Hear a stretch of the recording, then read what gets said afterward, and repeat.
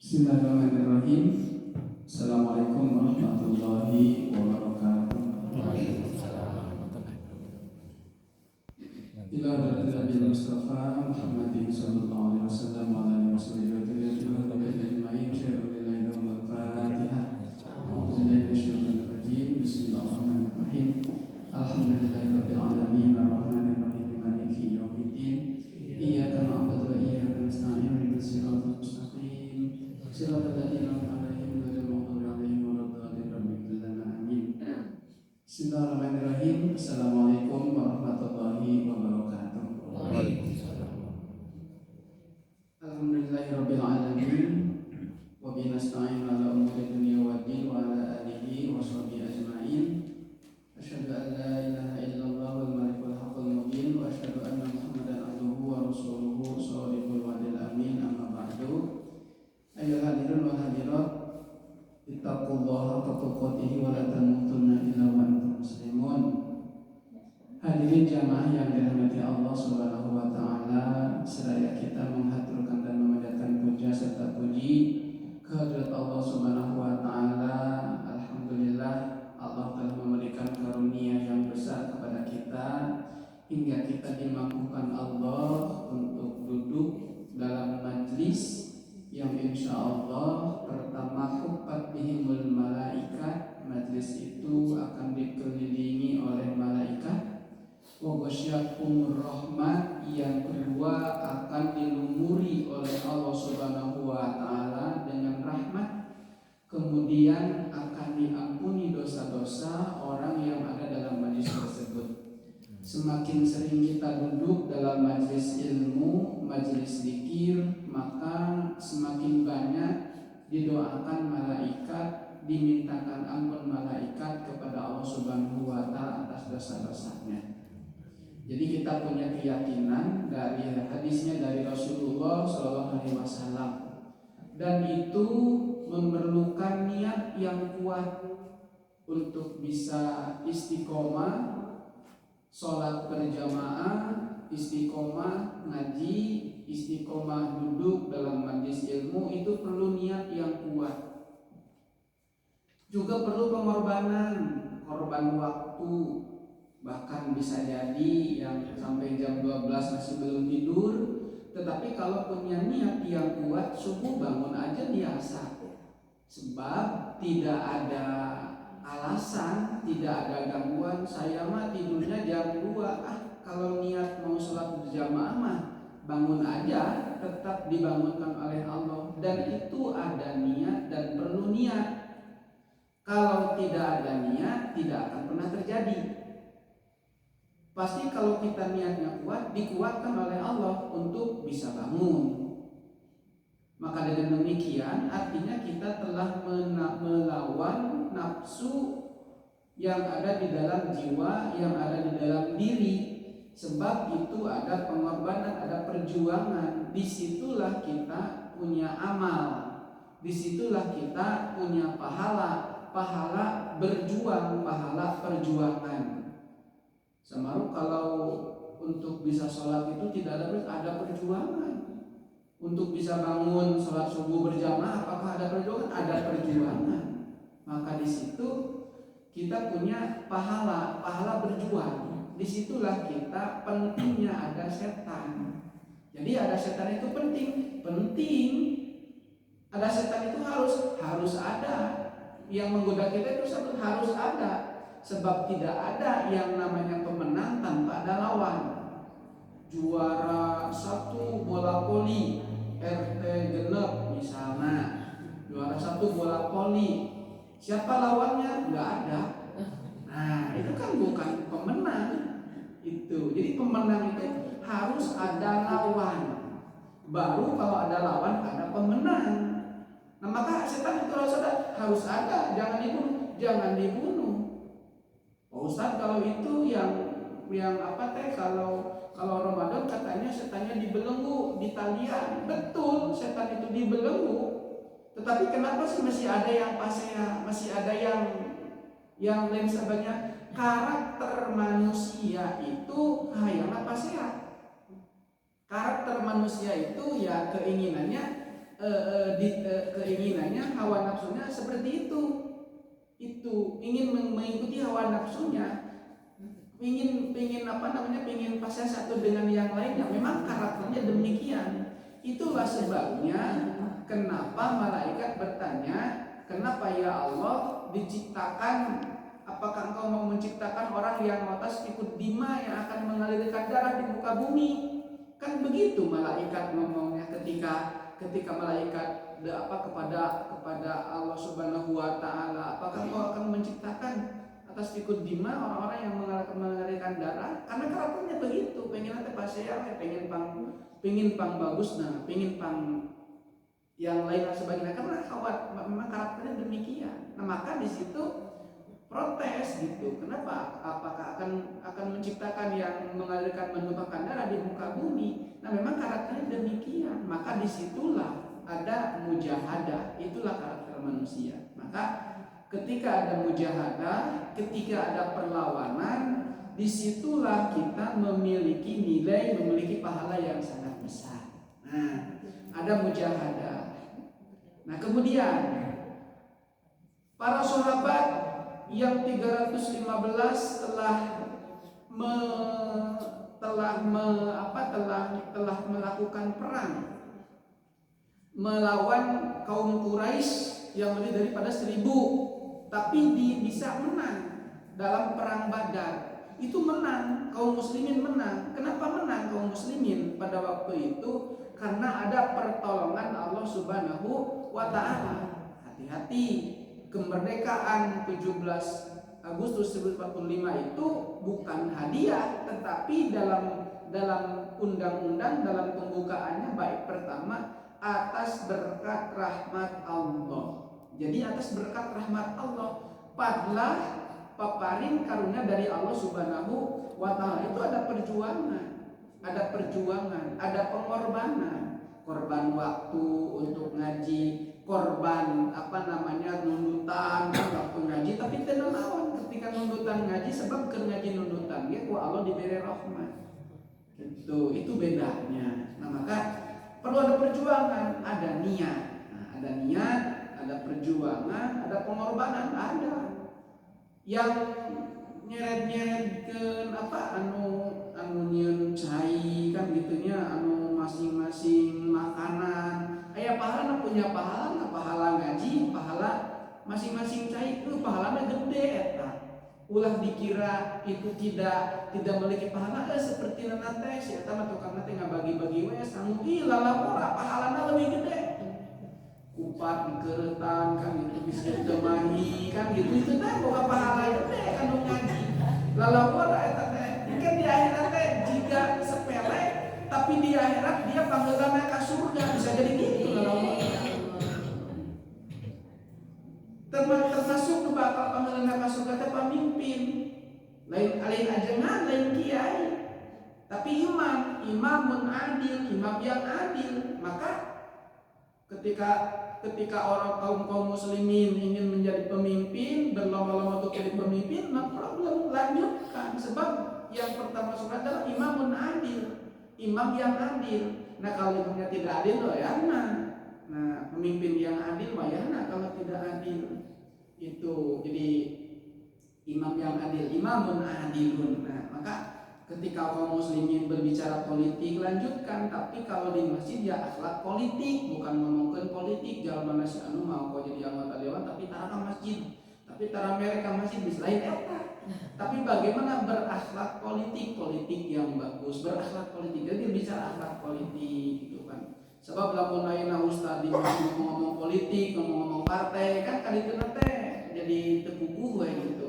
Sareta partainya naon ngedukung saha kan tungtungna teh teu laku we da lain partaina kan gitu. Jadi masjid teh pecah belah kan, jadi we umat teh diadu, jadi we umat teh tengah hiji, bener gitu kan. Hanya gara-gara politik. Nah maka berbicara akhlaknya akhlak politik. Sekedeng di 2024 siap-siap. Nah maka Habib Jamal rahimahullah perlu perjuangan, perlu pengorbanan. Anak hayang soleh perlu perjuangan. Ngaji mah poe minggu bisa istiqomah perlu perjuangan. Gitu. Ustaz punten abdi henteu tiasanya ahad ayeuna kapaksa pan lain kapaksa kudu berenang banyak eureun gitu. Istiqomah 2 hari ngaji teu naon 2 hari ngaji gitu. Jadi tepedah loba jelema, tepedah saeutik jelema ngaji lanjutkan gitu. Nah, maka termasuk hari ini kita tidak akan lama ngajinya. Ini wawasan dulu sebelum ke topik. Wawasan dulu. Jam 6 selesai ya Bu ya. Dari ke Sukabumi. Atau jadi juga berangkat Malila gitu kan. Memang seperti itu perlu perjuangan Bu. Perlu pengorbanan, perlu waktu.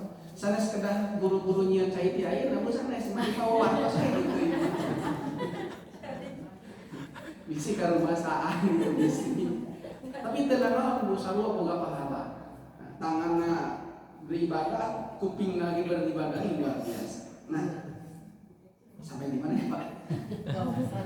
Wawasan, perlu wawasan tuh. Kita perlu wawasan. Hari ini umat muslim pasti akan tersuguhi di medsos, di Facebook, di media sosial dan lain sebagainya dengan berbagai macam kajian-kajian berkaitan dengan agama. Nah, maka lalu harus bagaimana dan seperti apa kita berpegang teguh? Maka hari ini sudah penting, sudah wajib bagi kita bahwa berguru itu bukan dari YouTube, bukan dari Google. Mempelajari agama jangan dari YouTube, jangan dari Google. Sebab tidak semua YouTube dan Google itu baik, kecuali kalau ada ustadz-ustadznya yang recommended. Itu tidak memecah belah umat, tidak selalu memusyrik-musyrikan orang, tidak membid'ah-bid'ahkan orang. Sebab nanti kalau kita ustadz saja kan gitu, yang lain enggak, nanti beda. Makanya itu perlu dikaji ya. Sebab banyak ustadz-ustadz dadakan yang ngajinya tidak jelas, pesantren juga tidak jelas, ilmu keilmuan sangat keilmuannya juga tidak jelas, ngomong tentang agama. Cuma hanya belajar ngaji di kampus, ikutan kajian-kajian di kampus, kadituna jadi ustadz. Itu kan enggak jelas. Enggak jelas itu maksudnya baru belajar agama kemarin sore menyalah-nyalahkan para ulama yang sudah dahulu. Itu kan nyalahkan Imam Syafi'i misalnya, nyalahkan ulama-ulama yang besar yang ngajinya udah lama. Itu kan khawatir. Nah, hari ini akan banyak terjadi seperti itu. Akan banyak benturan, akan banyak bentrokan. Memang itu di akhir zaman seperti itu. Akan banyak juga nanti di akhir zaman itu orang-orang yang hafid Quran, tapi bacaan Qurannya hanya sampai tenggorokan. Bagaimana hanya sampai tenggorokan? Engkau hafal Quran, tapi nyasarkeun ka umat, dilun mudilun. Hafid Quran bagus. Hafid Quran bagus, tapi yang lebih bagus paham Quran. Banyak yang hafid Quran tapi tidak paham Quran, tapi banyak yang paham Quran juga hafid Quran. Nah, hafidnya bagus, lebih paham juga terhadap Quran, itu bagus. Kemudian pemahaman terhadap ayat Qurannya pun ada ilmunya. Ada ulama-ulama tafsir Al-Quran. Maka ikutilah kaidah-kaidah yang telah dibuatkan oleh ulama-ulama Al-Quran, para ahli tafsir. Untuk apa kaidah-kaidah itu? Kaidah-kaidah itu untuk membentuk agar umat tidak sesat, tidak sasar dari perjalanannya, tidak sasar dari pemahaman terhadap ayat Qur'annya. Maka kalau berbicara Quran, serahkan kepada yang ahli Quran, itu para tafsir Quran, para mufasir Al-Quran. Tentang hadis, serahkan kepada ahli hadis. Sebab banyak ahli hadis yang hafal hadis. Tidak semua ahli hadis juga sama pemahamannya, berbeda-beda. Begitu juga kan dokter kandungan, tara mariksa dokter kandungan mariksa mata, aya teh dokter kandungan mariksa mata.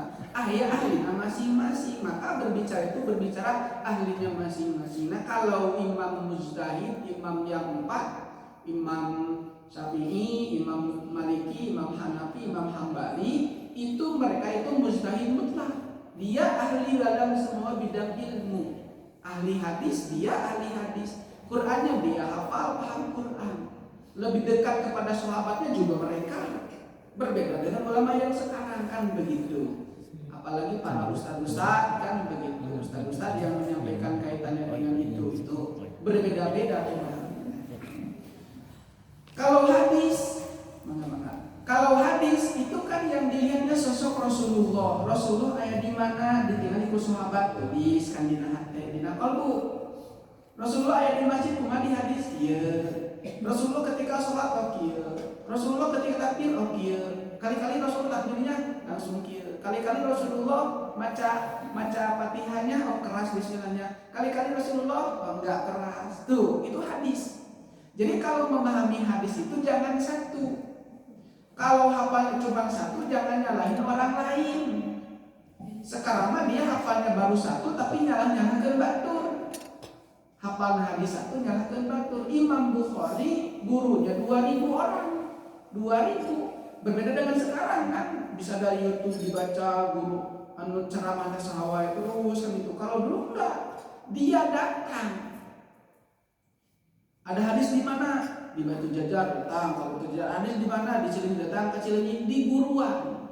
Tentang satu hadis saja itu bisa 3 sampai 4 5 guru. Makanya kalau hadis itu banyak redaksinya. Rasulullah kumaha salatna kieu. Cek di riwayat sejen mah Rasulullah kieu. Kan Rasulullah tidak matok satu kegiatan, satu amaliyah, tidak. Rasulullah pada sholatnya macana teh subhanallah 3 kali, alhamdulillah 3 kali. Tapi kadang-kadang Rasulullah teh kadang Rasulullah teh langsung la ilaha illallah. Geuning Rasulullah teh kadang-kadang nu dibaca sebelum la ilaha illallah teh maca la a'udzu bikalimatil hitam. Rasulullah teh tah kitu. Kalau hadis itu begitu. Makanya kalau belajar fikih buka kitab fikihnya, di situ hadisnya langsung yang di Rasulullah. Misalkan baca ini teh hiji kieu, nu kadua kieu, nu katilu kieu ditulis oleh ulama fikih. Maka kalau mereka belajar fikih langsung kepada kitab fikih. Kalau belajar hadis kitab hadis. Nah, ini Adhkar An-Nawawi ini isinya tentang hadis, tapi hadisnya dari seluruh rangkaian kitab-kitab yang ditulis oleh Bukhari, Muslim, Ibnu Majah, Sunan Abu Daud, Sunan Tirmidzi, Sunan Imam Ahmad itu ditulis dirangkum dalam satu kitab ini. Nah gitu Bu. Jadi kalau hadis itu parsial. Jadi parsial itu Rasulullah yang di mana? Tadi sahabat kieu. Rasulullah yang di mana? Sahabat kieu. Kemudian pemahaman sahabat terhadap apa yang disampaikan Rasul berbeda-beda. Tidak sama. Pemahamannya tidak sama. Contoh, Rasulullah SAW bercerita tentang ada sahabat yang nangis. Ada yang nangis kenapa? Nangis sebab dikasih tahu. Kalau Rasul itu kan hafal. Bagaimana seorang manusia di akhirat itu? Contoh, ya Rasulullah, di manakah ayah dan ibuku? Nah, Rasulullah menjawab kepada dia, kepada sahabat itu. Rasulullah menjawab, refleks menjawabnya karena dia tahu. Dijawab oleh Rasulullah, inna abaka wa ummuka finnar, sanya ibumu dan ayahmu itu di dalam neraka. Nah, ketika sahabat yang tadi itu nangis, dia itu nangis. Waduh, Rasulullah kesalah tuh. Karena dia nangis, maka dia juga mupahan ke orang itu, mupahan nakir. Inna abi wa ummi finnar. Dan Rasulullah berbicara bahwa sanya ibuku dan ayahku juga adalah pinar di dalam neraka. Nah, orang memahami hadis teksnya seperti itu. Padahal ada makna yang di luar itu. Rasulullah itu hanya sekedar ngupahan ke sahabat yang nangis tadi. Nah, sebab ada teks hadis yang lain bahwa ketika zaman Patrah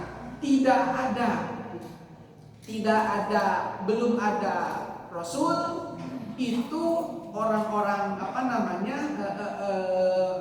ayahnya Rasul, ibunya Rasul itu tidak kena dengan hukum yang tadi. Maka ayahanda ibunda Rasulullah SAW itu adalah di surga, di jannah. Yang tadi itu untuk mengingat, yang tadi itu ngupahan ke sahabat yang nangis tadi. Itu seperti itu. Memahami hadis pun ada asbabul wurudnya, tidak hanya teksnya. Jadi bukan hanya teksnya, tetapi ada asbabul wurudnya. Maka hadis itu juga ada teksnya, ada asbabul wurudnya. Kita juga harus paham itu. Maka untuk paham itu belajarlah hadis, belajar kaidah-kaidah hadis. Nah, termasuk di sini dikutip dalam kitab Adhkar An-Nawawi ada hadis yang amaliyah boleh beramal, jumhur ulama salaf boleh beramal dengan hadis yang dhaif, beramal dengan hadis yang dhaif itu boleh. Yang dhaif itu juga tetap dari hadis, diketahui bahwa dhaif itu dari hadis, dari Rasulullah. Kalau yang maudhu itu bukan dari Rasulullah. Kalau yang maudhu, kalau yang maudhu, yang palsu itu bukan dari Rasulullah. Nah itu. Maka rahimahumullah, itulah kita sedikit memahami berkaitan dengan hadis, berkaitan dengan wawasan kita terkait dengan hadis. Jadi asal lieur belajar hadis kieu cek kieu itu baru satu kitab atau boleh jadi baru satu hadis. Nah, kalau belajarnya ya fikihnya Madhabul Arba'ah misalnya. Tapi Pak Ustaz lieur enggak sih anu biasa ibu make naon lanjutkeun bae eta oge ternyata aya penulisna, aya penanggung jawabna. Nah gitu. Maka rahimahumullah, kalau yang berbicara nyeleneh misalnya sesuatu yang yang bertaring itu misalnya itu tidak halal. Nah misalkan buaya halal kata siapa, nggak ada hadisnya misalnya. Itu kan pemahaman seseorang. Hewan yang suci misalkan kucing suci, taingnya juga suci. Nah itu kan aneh-aneh. Itu hati-hati dengan yang berfatwa-fatwa begitu. Termasuk juga ada yang berfatwa dalam Sahih Bukhari misalnya berkaitan dengan hadis bahwa yang menyusui temannya itu akan menjadi sesusuan. Itu beda teksnya. Jadi pemahaman teks dengan ahwal dengan sanad ahwal itu beda. Jadi kalau teks hadis ada ahwal hadis. Contoh, shollu kama ra'aitumuni usolli, salatlah kalian sebagaimana kalian melihat aku salat. Orang salat, sahabat salat, Rasul salat dilihat oleh para sahabat. Para tabi'in tidak melihat Rasul salat, bagaimana memahami hadis tadi? Shollu kama ra'aitumuni usolli, salatlah kalian sebagaimana kalian melihat aku salat. Para tabi'in melihat Rasul salat enggak? Ketemu dengan sahabat juga dengan Rasul juga enggak. Nah maka bagaimana dia sholatnya supaya seperti Rasul? Maka lihatlah sholatnya para sahabat itu. Terus tabiin generasi kedua, terus ada tabiin tidak pernah bertemu dengan sahabat. Hadisnya sama, shollu kama ra'aitumuni usolli, sholatlah kalian sebagaimana kalian melihat aku sholat. Bagaimana agar sholatnya seperti Rasul? Maka lihatlah sholatnya para tabiin. Kenapa? Karena tabiin melihat sholatnya para sahabat. Kenapa? Karena sahabat melihat sholatnya Rasul. Maka itulah pentingnya bersanad, itulah pentingnya berguru. Kalau ada orang yang ngomong hari ini nggak usah pakai madhab, langsung aja ke Rasul. Emang bisa langsung ke Rasul? Nggak bisa.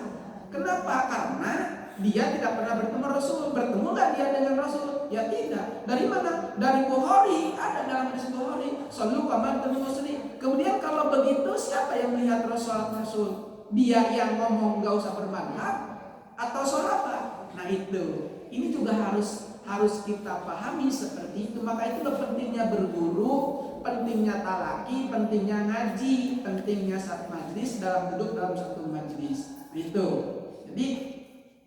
Jadi ada gurunya. Model Bukhari itu muridnya Imam Humaydi.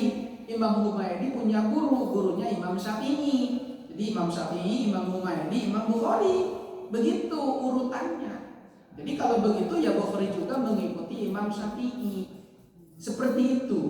Jadi sanad itu seperti itu. Terus sampai ke sini ya kita yang ngaji ya kalau di pesantren itu jelas sanadnya. Kalau di pesantren, tapi pesantrennya pesantren yang asli sunnah wal jamaah.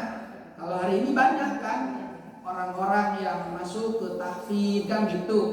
punya uang, punya modal, bikin rumah tahfidz. Pertanyaannya, yang bikin rumah tahfidz itu dia hafal Quran tidak? Nah itu, sebab banyak juga kan begitu. Di antaranya hanya misalkan karena memang pendidikan menjadi menjamur di mana-mana, harus tahfidz, bikin tahfidz kan gitu. Yang pada intinya di dalamnya bisa jadi banyak atau hanya sekadar untuk mendapatkan income kan begitu dari membuat itu. Nah maka hadirin jamaah rahimakumullah, pentinglah itu berguru, pentinglah bersanad. Penting guru, penting sanad. Nah, hadirin jamaah rahimakumullah, itu wawasan berkaitan dengan hadis, wawasan berkaitan dengan hadis. Contoh, setiap malam Jumat kita ngaji Yasin. Orang yang ngaji Yasin disalah-salahin, ya dibidah-bidahin, misalkan dianya enggak ngaji. Yasin itu kan Quran. Berarti kan baca Yasin baca Quran. Masa yang baca Quran disalahin? Nah itu. Malamnya baca Yasin. Yaumal harinya, naharnya ada. Kan Jumat itu ada malamnya, ada siangnya. Malamnya baca Yasin. Itu hadisnya dhaif, tapi disohhikan hadisnya oleh Imam Tirmidzi. Imam Tirmidzi termasuk salah satu penulis hadis, rawi hadis. Lebih percaya kepada Imam Tirmidzi daripada kepada orang yang menyalahkan hari ini. Begitu. Nah, Imam Tirmidzi itu mensahihkan hadis berkaitan dengan itu. Nah, kalau siangnya naharnya disunahkan baca surat Kahfi, baca surat Ar-Rahman, atau surat yang lain pada hari Jumat. Siangnya, kalau di pesantren, kalau saya biasanya malamnya itu baca Yasin, subuhnya itu baca surat Kahfi. Begitu. Jadi pada hari Jumat subuhnya atau siangnya baca surat Kahfi, malamnya baca surat Yasin. Itu seperti itu. Hadisnya ada, tidak satu hadisnya. Hadisnya itu banyak, tapi kalau baru hanya satu jangan nyalahkan orang yang mengamalkan yang lain, sebab ada hadis juga yang lain. Riwayatnya banyak, makanya tadi iftitah banyak. Oh, imati dia. Oh, si eta mengamalkan ieu, ieu mengamalkan ieu, sarua sama-sama ti Rasul teu kudu nyalah. Hadirin jamaah rahimakumullah, yang selanjutnya itu wawasan agar kita beramaliyah itu lebih mantap ya, beramaliyah lebih mantap. Babu mayakulu ida aroda sobama al-wudu au istiqahu. Bab ini kita akan berbicara berkaitan dengan wudu. Ada dalam doanya sebagai azkar, macam-macam dikir yang terwarid yang biasa dibaca ketika kita berwudu. Ini dikumpulkan oleh Imam An-Nawawi. Kitab Azkar An-Nawawi ada syarahnya, namanya Nawaimul. Ada syarahnya. Yang pertama, yustahabu ayyaqula bismillahi. Pertama, bahwa di awal sebelum berwudu itu yustahabu, disunatkan untuk mengucapkan sebelum berwudu bismillahirrahmanirrahim. Jadi memang wudu teh maca bismillahirrahmanirrahim. Kan kita kadang-kadang suka lupa. Kalau berwudu itu suka lupa doa, langsung aja wudu. Ini teks hadisnya. Nah, maka kalau nanti dikutip oleh para fuqaha, ahli-ahli fikih, selain tadi baca basmalah, itu di situ disebutkan rukun-rukun wudunya. Tapi di sini tidak akan membahas tentang rukun wudunya. Di sini akan membahas dulu berkaitan dengan doa-doanya atau dikir-dikirnya yang dibaca ketika berwudu. Pertama, sebelum berwudu membaca bismillahirrahmanirrahim. Wa in qala bismillah, bagaimana kalau hanya membaca bismillah kemudian berwudu? Bagaimana kalau begitu? Wa in qala bismillah kafa. Lamun maca bismillah hukul cukup. Oh, bismillahirrahmanirrahim pohon tapi maca bismillah hukul cukup. Oke, boleh. Qala ashabuna fa in taraka at-tasmiyah fi awalil wudu'i atabiha bi asnaihi. Saking sunatnya, saking disunahkannya membaca basmalah sebelum berwudu, maka kalau tertinggal membaca tasmiyah, jadi bismillahirrahmanirrahim itu ada singkatannya tasmiyah. Subhanallah itu disebutnya dengan tasbih. Allahu Akbar disebutnya dengan takbir.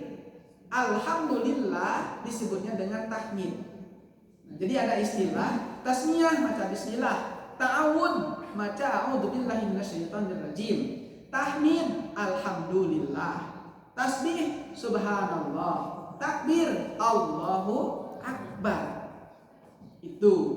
Nah, ini istilah-istilah dalam bahasa Arab. Fa'in taroka tasmiyah, maka jika maca bismillahnya tertinggal, jadi bismillahirrahmanirrahim disebutnya dengan tasmiyah. Tertinggal bagaimana? Dalam awal wudhu, aduh poho untuk maca bismillah di awal wudhu, akabiha fi asnaihi, inget-inget keker membasuh tangan. Datang tapi asnaihi, inget-inget di tengah-tengah ke wudhu. Nah, maka atabiha bi asnaihi, maka bacalah dan datangkan bacalah bismillahirrahmanirrahim di tengah-tengah ketika berwudu. Aduh ingat teh ke ngumbah tangan, baca bismillah ketika ngumbah tangan. Kemudian baik taroka hatta farogo faqata mahalluha ayat biha wa wudu'u sahih. Tapi lamun ayeuna teh aduh inget-inget teh tadi henteu maca bismillah keur wudu, inget-inget teh wuduna geus beres ya, geus niat, geus kakina teh udah naik ke lantai masjid nih, lupa. Nah, maka bagaimana kalau lupa? Ya sudahlah, kalau lupa mah enggak usah dibaca. Manya ari wuduna geus maca bismillah di akhir kan gitu. Nah, enggak usah dibaca. Fakad bata mahaluha, maka sudah enggak usah dibaca. Nah, palaya ini teh kudu maca bismillah, aduh ingat-ingat geus rek salat ieu mah kudu teh teu maca bismillah, maka palaya ini maka teu kudu dibaca bismillahnya. Bagaimana atuh wudunya kalau enggak baca basmalah? Wa wudu'uhu shahihun, wudunya sah. Jadi wudunya sah. Teu baca bismillah ge sah, tapi sunat. Kenapa sih sunat-sunatnya mesti dibahas, mesti dilakukan? Sebab nanti ada manfaatnya. Nanti ada hikmahnya. Kalau rukunnya disempurnakan, kalau sunatnya disempurnakan, nanti akan ada manfaat. Sawa'un tarokaha amdan aw sahwan. Jadi maca bismillah tadi, aduh lupa. Apakah lupa?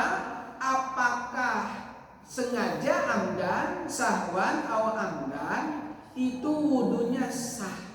Jadi rek maca bismillah teu maca bismillah, wudunya itu sah. Ditinggalkeun sengaja atau tidak sengaja, wudunya itu tetap sah. Hadza madhabuna wa madhabu jamaahirul ulama. Nah, ini apa namanya? Wudunya sah. Akan tetapi ada hadis ini, walaupun memang hadisnya itu dhaif. Hadisnya dhaif. Dhaif itu bukan berarti hadisnya bukan dari Nabi. Kalau dari kita itu maudhu namanya hadisnya. Kalau ini dhaif juga dari Nabi.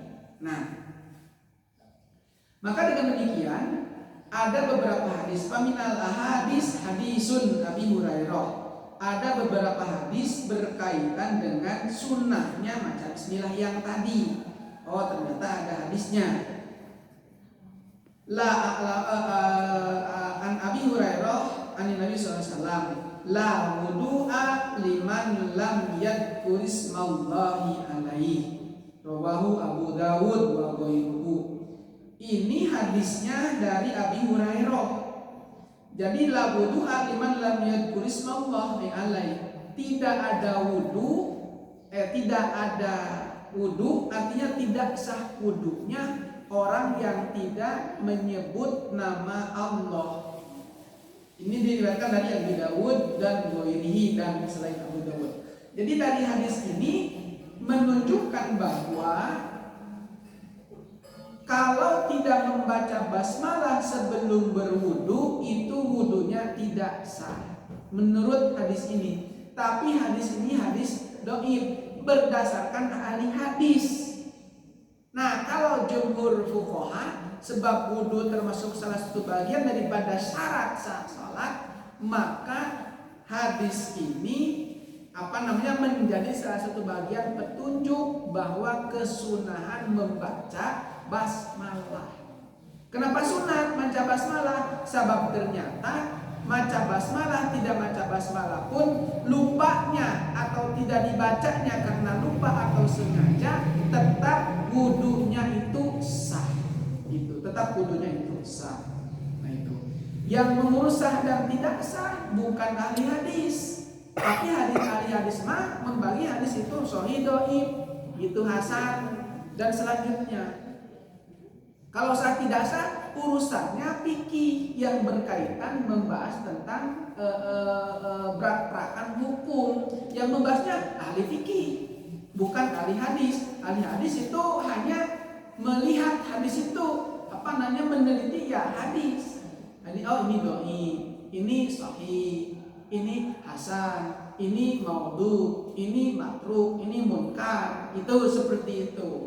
Ini gharib. Nah itu ahli hadis. Nah ini dhaif.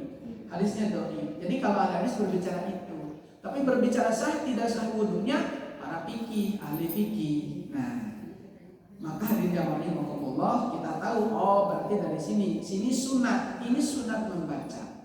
Jadi dengan demikian kita jangan lupa kalau ingin kesempurnaan, jangan lupa membaca basmalah sebelum berwudu. Faslun. Qala ba'du ashabuna wa huwa Asy-Syafi'i Abul Baqi Nasrul Muqaddas Muqdisi Az-Zahid yustahabu lil mutawaddi ayyakula fi ibtidai wudu'i ba'da tasmiyah. Nah, ini ada tambahan lagi. Karena tadi sunat, bacaan-bacaan itu sunat, karena wudu itu kan diawali dari niat. Niat indah ghusli awali juz'in. Ketika kita membasuh wajah, di situ niat, itu wudu itu di situ mulainya. Mulai wudu itu di situ. Prak-prakannya bagian yang mulai dari wudunya. Sebelum wudu baca basmalah itu mah sunat, dikir-dikirnya. Jadi prak wudu nama kan dari mulai niat di dalam kolbu ketika membasuh wajah. Itu dua tangan membasuh min manabiti sya'ri, membasuh rambut yang di kepala, membasuh kepala, kemudian membasuh dua kaki. Itu kan rukunnya. Sebelum melaksanakan itu ada sunatnya. Nah, di sini Syekh Abdul Fattah setelah membaca tadi Bismillahirrahmanirrahim sebelum berwudu, maka membaca disunahkan membaca asyhadu an la ilaha illallah wa la syarikalah wa asyhadu anna muhammadan abduhu wa rasuluh wa hada alladzi la ba'sa illa an salahu. Tapi ini tidak ada asalnya berkaitan dengan kesunahan itu, tetapi ulama salaf melakukan ini. Jadi menyempurnakan bacaannya. Bismillahirrahmanirrahim. Asyhadu an la ilaha illallah wa la syarikalah wa asyhadu anna muhammadan abduhu wa rasuluh. Sampai di situ. Faslun. Pasal selanjutnya berkaitan dengan wudu. Wa yaqulu ba'dal firagh, tadi mas sebelum, aina sesudah wudu. Jadi sebelum wudu, sesudah wudu. Sebab nanti ada bacaan-bacaan ketika berwudu. Wa yaqulu ba'dal firagh minal wudu, asyhadu an la ilaha illallah wa la syarikalah wa asyhadu anna muhammadan abduhu wa rasuluhu. Allahumma ij'alni minat tawwabina wa ij'alni minal mutatahhirin. Subhanakallahumma wa bihamdika asyhadu an la ilaha illa anta astaghfiruka wa atubu ilaik. Satu, setelah berwudu itu disunahkan membaca doa. Jadi kan tadi wudu, selesai wudu membaca doa. Doanya asyhadu an la ilaha illallah wa asyhadu wahdahu la syarikalah wa asyhadu anna muhammadan abduhu wa rasuluh. Aku meyakini bahwa tidak ada Tuhan selain Allah, Dia esa tidak ada yang menyekutuinya, dan bahwa Nabi Muhammad aku meyakini menikahkan di dalam kalbu bahwa sesungguhnya Nabi Muhammad adalah hambanya dan rasul dan utusannya. Ya Allah, Allahumma ij'alni, ya Allah jadikanlah aku minat tawwabina, termasuk golongan orang-orang yang bertobat. Waj'alni minal mutatahhirin, dan jadikanlah aku termasuk orang-orang yang suci. Subhanakallahumma wa bihamdika, maha suci Allah dan segala puji miliknya, tidak ada Tuhan selain Engkau. Astagfiruka, aku memohon ampun kepadamu, wa atubu ilaik, dan aku bertobat kepadamu. Di dalam redaksinya, ya Allah jadikanlah aku minat tawabin, yang kedua minat mutatahhirin. Di dalam redaksi setelah berwudu, ya Allah jadikanlah aku minat tawabina, termasuk orang-orang yang tobat. Tobat itu pintu untuk mendapatkan kesucian dari dosa-dosa batin. Kalau mutatahhirin adalah pintu tobat, pintu kesucian dari kebersihan dari kotoran-kotoran yang bentuknya fisik yang ada di dalam diri. Suci dari hadas kecil, suci dari hadas besar, suci dina badan, suci pakaian, suci tempat untuk sholat, itu mutatahhirin. Nah kalau tawabin itu sucinya dari dosa. Dosa terhadap diri, dosa terhadap Allah, dosa terhadap sesama. Jadi dosa lahir, dosa batin setelah berwudu dipohonkan, diminta kepada Allah Subhanahu wa ta'ala. Redaksi doanya tidak satu. Maka kalau memahami hadis, kalau baru tahu satu, jangan nyalahin orang lain. Itu. Jadi justru semakin banyak hafal riwayatnya akan semakin bodoh dirinya, tidak akan merasa yang paling benar. Itu termasuk model umalam yakum bima anzalallah fa ulaika humul kafirun. Barang siapa yang tidak berhukum dengan hukum Allah termasuk orang kafir. Baca ayatnya baru satu. Siapa mah Pancasila, orang mah Quran. Nah, siapa Pancasila orang Quran. Disamakan Pancasila dengan Quran. Maka kalau tidak pakai Quran kamu kafir. Hadis apa hukumnya, apa ayatnya cuma satu. Ayatnya cuma satu yang dibaca, ilmunya juga baru itu, baru memahami Qurannya juga memahaminya teksnya saja. Nah maka bagaimana memahami itu pakai kaidah ilmu-ilmu yang lain. Contoh kaidah yang lain berkaitan dengan hukum tadi, siapa yang harus mendekatkan hukum, dia atau hakim?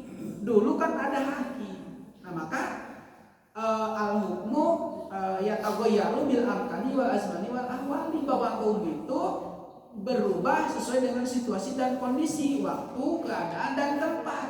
Kalau di sana karena hukumnya hukum hukum ranjam, maka diranjam. Hukumnya potong tangan, dipotong tangan. Kalau di kita dipotongnya ya bagaimana hukum potong tangannya? Kalau di kita yang dipakainya adalah hukumnya hukum yang ada di Indonesia, hukum Pancasila, hukumnya, maka yang dipakai kita bukan potong tangan, tetapi dia dipenjara, dipotong, sama-sama dipotong kebebasannya, dipotong mencari nafkahnya, dipotong bertemu dengan yang lainnya, dihukum sama dihukum. Nah itu, tapi itu sesuai dengan kaidah bahwa hukum itu bagaimana pelaksanaannya, sesuai dengan tempat, sesuai dengan waktu, sesuai dengan zaman, di mana dia berada. Maka itulah Al-Quran. Kenapa Al-Quran di mana-mana juga sama? Kenapa Al-Quran itu sesuai dengan kondisi zaman, waktu dan zaman, bahkan sampai nanti sebelum kiamat. Itu akan terus itu dipakai. Kenapa? Karena Al-Quran itu fleksibel. Yang tidak fleksibel itu orang memahami ayat, memaksakan pemahaman dia yang paling benar kepada orang lain. Nah maka jadi teroris gitu. Jadi ISIS kan gitu, ikatan istri suami kan. Itu bisa jadi begitu. Kiri teuing tong, kanan teuing tong, biasa kan gitu. kiri teuing jadi liberal, kanan teuing jadi ISIS kan gitu. Alhamdulillah. Jadi ada amal untuk ngepel. Nah, hadirin jamaah rahimakumullah. Jadi tadi sebelum berwudu, sekarang setelah berwudu sedikit lagi. Ada lagi redaksinya dari Umar bin Khattab. Nah, ini dari Umar bin Khattab, qala Rasulullah, man tawaddo'a faqala. Siapa yang berwudu, man tawaddo'a faqala asyhadu an la ilaha illallah wa la syarikalah wa asyhadu anna Muhammadar abduhu wa rasuluh. Barang siapa yang berwudu, setelah berwudunya berdoa asyhadu an la ilaha illallah wa la syarikalah wa asyhadu anna Muhammadar abduhu wa rasuluh, futihat lahu abwabul jannati as-samaniyati yadkhulu min ayyiha sya'a. Jadi kalau orang yang berdoa tadi setelah berwudu, selesai berwudu, menghadap kiblat, berdoa asyhadu an la ilaha illallah wa asyhadu anna Muhammadar asyhadu an la ilaha illallah wa la syarikalah wa asyhadu anna Muhammadan abduhu wa rasuluh, doanya sampai situ. Maka bagi orang itu yang berdoa ya itu, kalau yang ini kan banyak. Tuh ditambahan kalau misalnya tauhid wajib minum tutohirin subhanallah wa bihamdika sudah diantara astagfirullah wa atubu ilaih, yang tadi kan sampai situ. Nah ini mah hanya baca sampai situ saja. Asyhadu an la ilaha illallah wa la syarikalah wa asyhadu anna Muhammadan abduhu wa rasuluh, sampai situ futihat lahu abwabul jannah. Allah bakal dibukakan bagi orang yang berwudu dengan membaca doa setelah wudu membaca itu, dibukakan pintu-pintu surga. Luar biasa. Pintu surga yang 8, sehingga dia yadkhulu min ayyiha sya'a. Dia bisa masuk ke surga itu dari pintu yang manapun. Ini rawahu Muslim. Sahih dalam kitab Sahih Muslim. Rawahu Tirmidzi. Ada lagi tambahan kalau dari Imam Tirmidzi mah, selain tadi asyhadu an la ilaha illallah wa asyhadu anna Muhammadar rasulullah, ada tambahan Allahumma ja'alni minat tawwabina wa ja'alni minal mutatahhirin. Jadi ada tambahan dalam Imam Tirmidzi mah. Kemudian warwa dan diriwayatkan dari yang lainnya, ditambah lagi dengan subhanakallahumma wa bihamdika asyhadu an la ilaha illa anta astaghfiruka wa atubu ilaik, ada tambahannya ila akhirih. Jadi hadirin jamaah rahimakumullah, kenapa kita disunahkan berdoa? Ternyata bukan hanya sekedar fikihnya saja, mulai dari niat sampai membasuh ke menguncangkan kaki, tidak sampai di situ. Ada doanya juga, doa sebelum berwudu, doa setelah berwudu. Nanti di tengah-tengahnya ketika muzawajat ada doanya, ketika melihat air ngambil air ada doanya, ketika membasuh tangan ada doanya, ketika membasuh rambut kepala ada doanya, masuk kaki juga ada doanya. Ada doanya. Maka ketika dibacakan doa itu semuanya secara sempurna disempurnakan. Doa sebelumnya, doa sesudahnya, doa ketika prosesnya berwudu, itu ku Allah akan diampuni dosanya. Tapi itu nanti minggu depan kayaknya, bukan hari ini. Nah itu banyak doanya. Jadi ayat doanya. Jadi Bapak Ibu ulah lepas tinggal doa. Masuk masjid, di masjidnya ayat Rasulullah teh hadir dalam majlis taklim, dalam majlis ilmu teh baca. Karena Rasul itu kan melihat umatnya gitu kan. Era kan sebenarnya mendosa. Sahabat Rasul kan tahu, Allah juga melihat gitu. Bacakan assalamualaikum ya Nabi Allah gitu kan. Bacakan lagi doa assalamualaikum ya malaikatul katibin. Baca doa kan ada malaikat katibin kan, raqib atid diurang menuliskan, jadi malaikatul katibin. Baca ya Rasulullah dimanapun kan gitu, baca ya Rasulullah. Jadi mau kasurupan kan dalam hati kan gitu. Dan yang sebenarnya Rasulullah yang pertama tekan ini dibaca setiap masuk tempat manapun, ingat pada Allah, baca kepada Rasul kan, kepada malaikat, ingat. Nah kalau semuanya ingat ya ditulis menjadi kebaikan kan gitu. Jadi dua hadis ini, jadi redaksi hadis setelah berwudunya saja yang meriwayatkannya berbeda-beda. Jadi kalau baru satu hadis tahu, saya baru tahunya ini, ya selesai kan gitu. Jangan nyalain orang, ini mah udah tahu banget kan yang lainnya kan gitu. Maka nggak usah nyalain orang lain kalau baru tahu satu. Nah ini untuk doa wudunya saja redaksinya banyak. Sudah ada dua.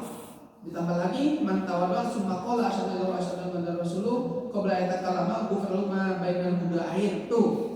Jadi kalau tadi setelah berwudu can ngomong nanaon ya tapi nggak doa langsung asyhadu an la ilaha illallah wa asyhadu anna rasulullah sakitu macana maca syahadat ya mah tuh kan lima bacana syahadat tadi mah wahdahu la syarikalah wa asyhadu anna rasulullah tadi mah wahdahu la syarikalah redaksinya sudah ada 3 redaksi setelah berwudu saja sudah ada 3 doanya. Nah itu maka gupiro lahu ma bainal wudu'ain akan diampuni dosa antara 2 wudu. Jadi wudu ayeuna subuh terus wudu duhur tak dosa antara wudu anu bieu subuh jeung wudu anu duhur diampuni lamun maca doa. Tapi kan doa karena dibaca ada apa oh da ngaji oh da kakara ayeuna apa nage oh nya kan dibaca ayeuna ge kan ya. Jadi diampuni dosa. Nah, jadi ulah lepas tinggal doa. Kenapa nggak doa? Ada Allah mah mengingat. Jadi di sini di dalam tafsir dalam kitab Lawami ini di dalam tafsirnya yang bainal wudu'ain kan dosa wudu'ain itu dosa apa? Dosa yang itu dosanya adalah kepada Allah Subhanahu wa taala. Jadi boga dosa kepada Allah Subhanahu wa taala.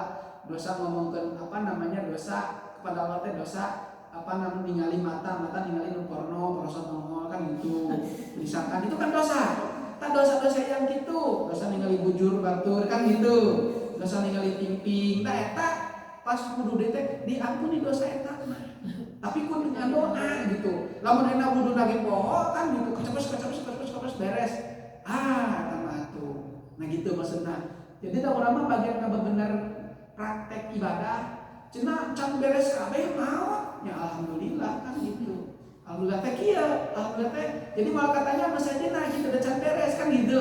Di akhirat aduh udah bener kan ngaji teh kakaran dipikeun wudu, can dipikeun salat salat mah salat teh kan gitu. Dipikeun enggak tapi mah wudu ge can apa? Mau salat teh can apa wudu ge? Ngaji henteu, baca henteu, baca buku henteu kan gitu. Nah ulah seperti gitu. Nah, tadi kembali ngomong itulah barangkali itulah ada 3 hadis ini baru beberapa saja. Pertama sebelum berwudu membaca basmalah dulu sedikit bocoran untuk minggu yang selanjutnya tinggal itu kan sebelum berwudu ningali cai al-mazali ma'an tahuro kan begitu. Kemudian niat wudu ketika membasuh wajah kan Allahumma bayyid wajhi wa tabyadu wujuh atas wujuh kan gitu ada doanya. Ketika basuh tangan Allah bazal kita lidian ini walau kita disimali. Ketika membasuh kepala kan begitu itu Allahumma hadib syari alannar itu kan ada doanya kan Bapak Ibu kami hadirin. Makanya juga kan nyian budak ya doa lain pada kecetuai beres kan gitu jadi budak teh bangor kan gitu dengar doa jadi oke gitu wes bablas ngene kan gitu. Jadi budak teh terus beres lahir beli susu sapi jadi budak teh mantamu beda saudara jeung sapi kan gitu tak sadar sampai kunci dari saudarana gitu. Nah, wajar kan gitu lah. Kan karakter sapi kan bagi anak kan gitu kudu 2 tahun teh susuan keundungna dari makan gitu ku sapi kan gitu. Jadi anak sapi jangan anak kurang teh sarua anak sapi kan gitu. Nah, itu tenang bagus gitu bagus. Nah, itu mah terima saja. Hadirin jazakumullah, itulah sekelumit berkaitan dengan doa atau bab zikir tentang wudu. Jangan beres, sampai sikit seueur. Tapi sakitulah orang cukupkan bil dunia. Wassalamualaikum warahmatullahi wabarakatuh. Sebelum salam maka tidak